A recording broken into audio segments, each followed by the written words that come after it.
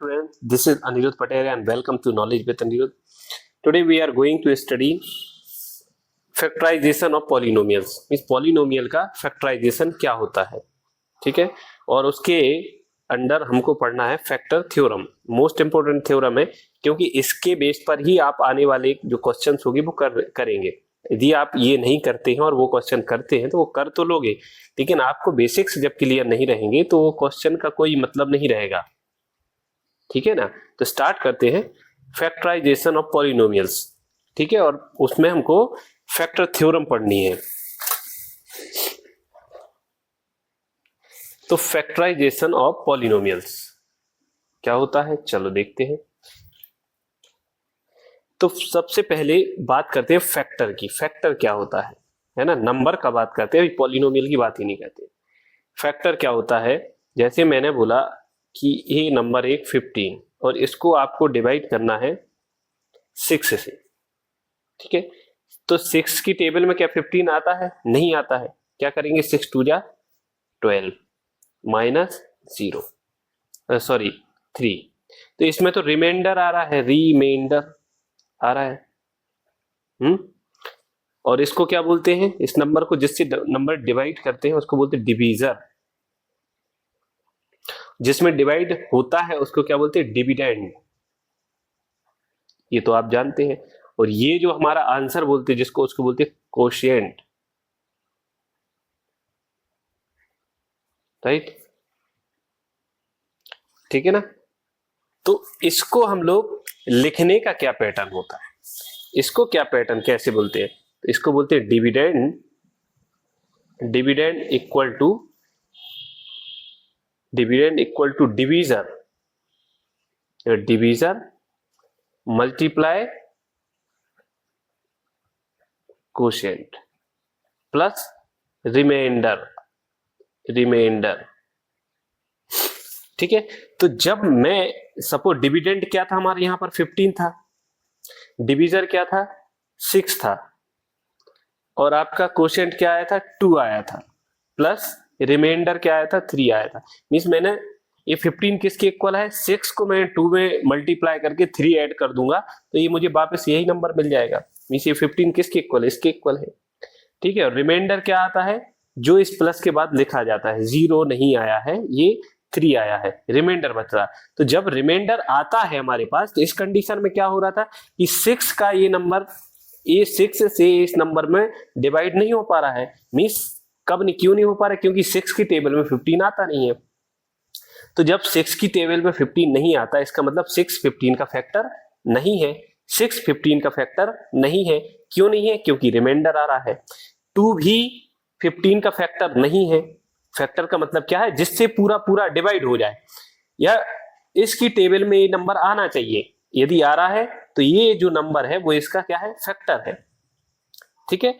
या 6 भी इस नंबर का फैक्टर है। कब है, जब रिमाइंडर नहीं आएगा, 0 आएगा, लेकिन रिमाइंडर आ रहा है, इसका मतलब 6 और 2 इसके फैक्टर नहीं है। या 6 का ये नंबर मल्टीपल नहीं है, 2 का ये नंबर मल्टीपल नहीं है, दोनों बात। अब जैसे मैंने लिया 12, ठीक है, 12 को मैंने डिवाइड किया 6 से, 6 से डिवाइड किया तो क्या हो जाए, 6 2 जा 12, रिमाइंडर क्या आ गया 0। अब क्या आप क्या लिखेंगे, 12 इक्वल टू 6 मल्टीप्लाई बाय 2, और रिमाइंडर क्या आया 0। तो जिस कंडीशन में रिमाइंडर 0 आया, उस कंडीशन में देखिए 6 का ये नंबर फैक्टर है। क्यों है, क्योंकि 6 की टेबल में 12 आता है।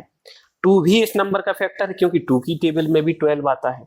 तो दोनों नंबर की टेबल में ये आता है, इसीलिए इसके 6 और 2 क्या है, फैक्टर है। या 6 का मल्टीपल क्या है, 12 है, या 2 का मल्टीपल क्या है, 12 है, ये भी हम बोल सकते हैं, ठीक है।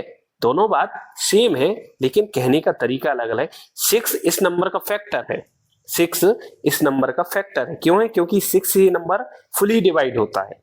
2 भी इस नंबर का फैक्टर है, क्योंकि ये नंबर इससे डिवाइड होता है। और 6 का ये मल्टीपल है। मल्टीपल मतलब मैंने बोला 6 2 जा 12, तो इस नंबर को क्या बोलेंगे, मल्टीपल। क्यों मल्टीपल, क्योंकि इन दोनों के मल्टीप्लाई करने से नंबर आया। तो 6 का ये मल्टीपल हुआ, 2 के मल्टीपल करने से, 2 का किसी नंबर मल्टीप्लाई करने से ये नंबर आया, तो ये 2 का क्या हुआ, मल्टीपल हुआ। समझ आया? तो मल्टीपल फैक्टर आपने 6th क्लास में पढ़ा। तो ये तो हुई नंबर की कहानी, ठीक है। लेकिन अब हम लोगों को पढ़ना है पॉलिनोमियल। पॉलिनोमियल में क्या होता है, ठीक है। तो पॉलिनोमियल में ही हम लोगों को क्या पढ़ना है, फैक्टर थ्योरम। क्या पढ़नी है, फैक्टर थ्योरम, ठीक है। तो फैक्टर थ्योरम क्या है, चलो देखते हैं।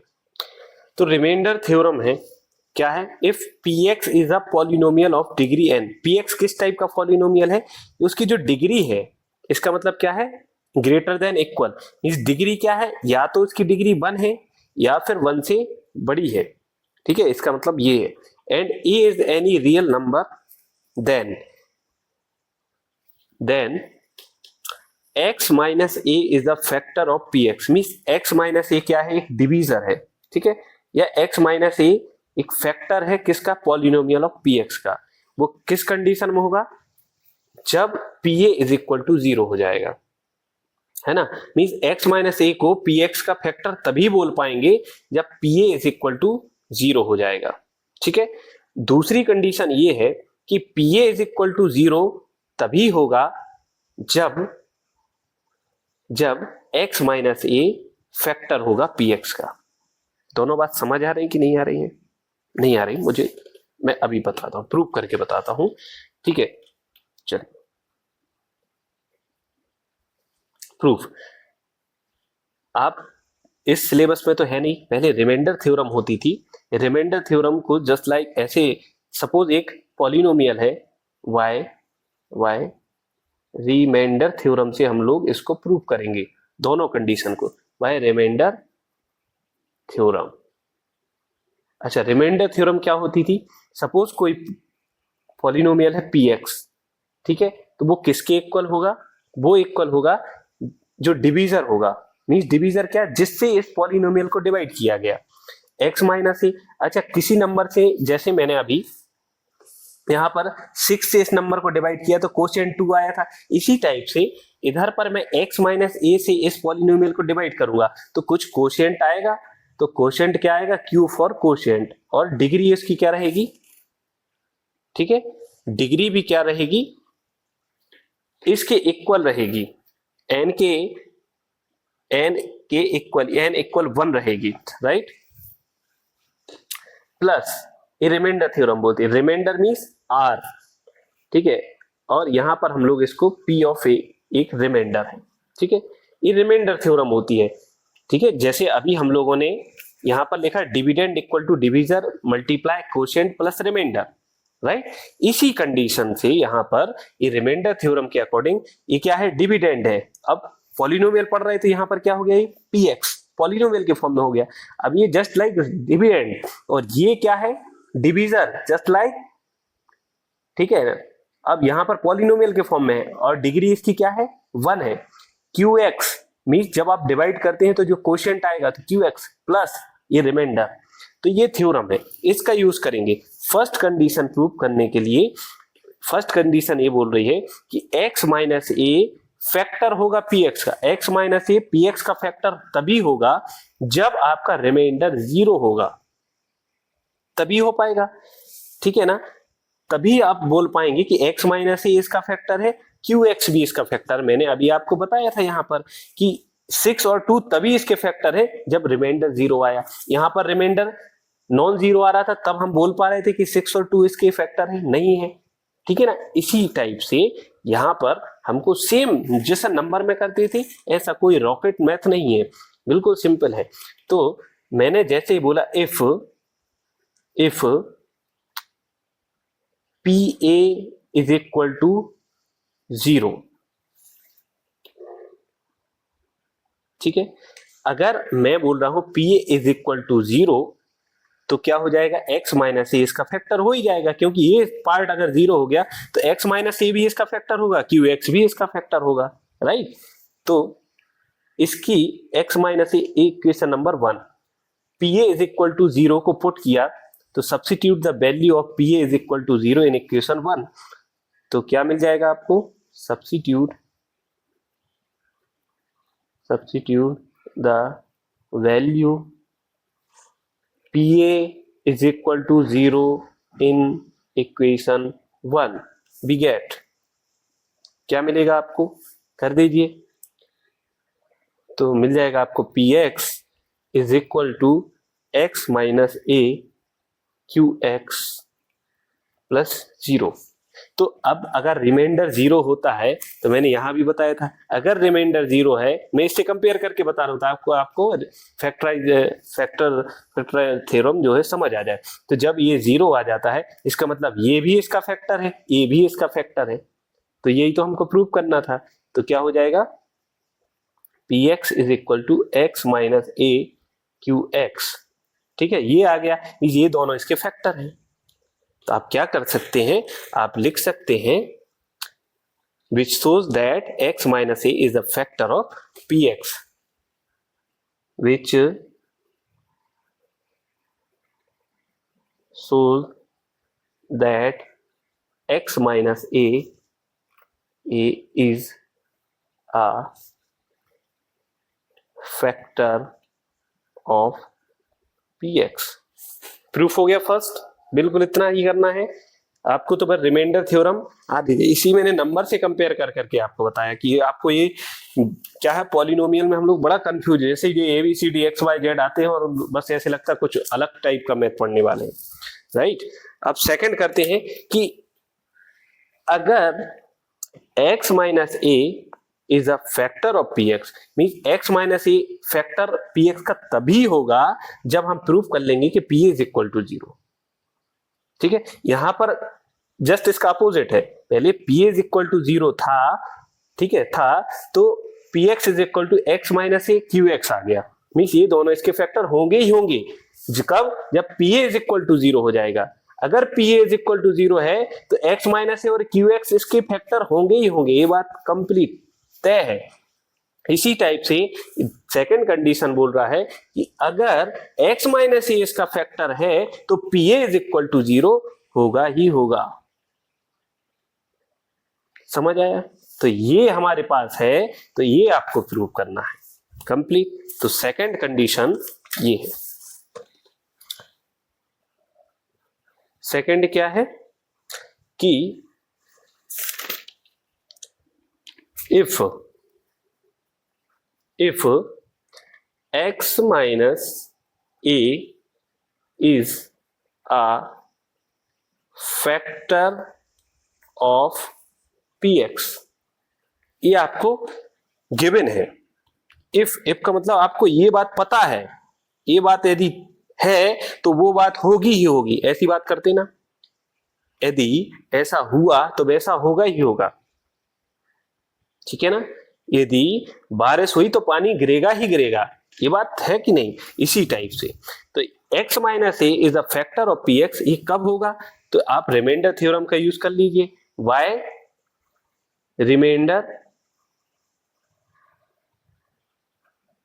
Remainder theorem.